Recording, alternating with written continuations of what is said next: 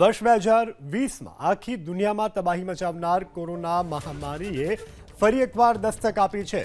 એશિયાના અનેક દેશ ચીન, હોંગકોંગ, સિંગાપુર અને થાઇલેન્ડમાં કોરોનાના કેસમાં તેજીથી વધારો થયો છે।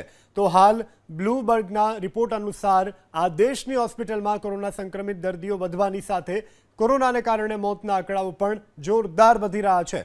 છેલ્લા એક વર્ષમાં સૌથી વધારે આ આંકડાઓ પણ સામે આવ્યા છે। કોરોનાના કેસમાં અચાનક જ વધારો થવાથી સામાન્ય જનજીવન ઉપર તેની અસર પડી છે।